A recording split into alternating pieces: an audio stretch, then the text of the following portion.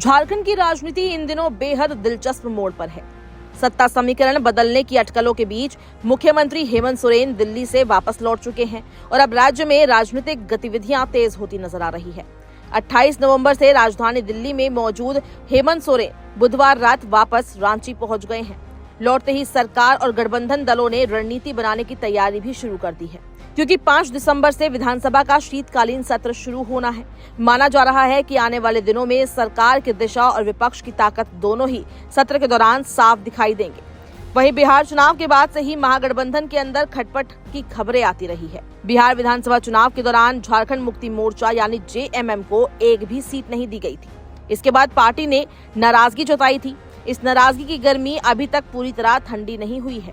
दिल्ली में हेमंत सोरेन की लंबी मौजूदगी के बीच राजनीतिक गलियारों में ये चर्चा तेज हो गई है कि क्या जेएमएम बीजेपी के साथ हाथ मिला सकती है।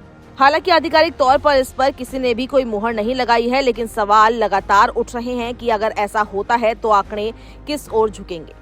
2024 में विधानसभा चुनाव में कुल 81 सीटों पर मतदान हुआ था। मौजूदा स्थिति ये है कि महागठबंधन ने 56 सीटों पर जीत दर्ज की थी। इसमें जेएमएम के 34, कांग्रेस की 16, आरजेडी की 4 और वाम दलों की 2 सीटें शामिल थी। वहीं भाजपा अकेले 20 सीट लेकर मजबूत विपक्ष के रूप में बैठी है। अब संभावित परिदृश्य देखें तो अगर जेएमएम महागठबंधन छोड़ दे और भाजपा के साथ आ जाए तो सीटों की गिनती कुछ यूं बनेगी। जेएमएम के पास 34 सीटें और बीजेपी के पास 20 सीटें, दोनों की कुल सीटें मिलाकर 54 हो जाएगी। झारखंड में बहुमत के लिए 42 सीटें चाहिए, यानी बीजेपी और जेएमएम साथ आए तो बिना किसी अतिरिक्त समर्थन के भी सरकार आराम से बनाई जा सकती है। बीजेपी के साथ आजसू, एलजेपी, जेडीयू जैसे एनडीए घटक दल भी जुड़ सकते हैं। यदि समीकरण इस स्तर पर पहुंचा तो संभावित आंकड़ा कुछ ऐसा बनता है: जेएमएम की 34 सीटें, बीजेपी की 20, आजसू की 1, एलजेपी की 1 और जेडीयू की 1, यानी कि कुल 57 सीटें। यह आंकड़ा विधानसभा में मजबूत बहुमत का संकेत देता है, यानी घाटे में नहीं बल्कि मजबूती में सरकार बनने की संभावना दिखाई देती है। ऐसे में महागठबंधन में अगर टूट भी संभव है तो जेएमएम एनडीए के साथ एक नया अध्याय शुरू कर सकते हैं। हालांकि जेएमएम नेताओं ने अभी तक किसी भी गठजोड़ परिवर्तन की संभावना को खारिज किया है। पार्टी कहती है कि सरकार स्थिर है और गठबंधन में दरार की बातें सिर्फ अटकलें हैं।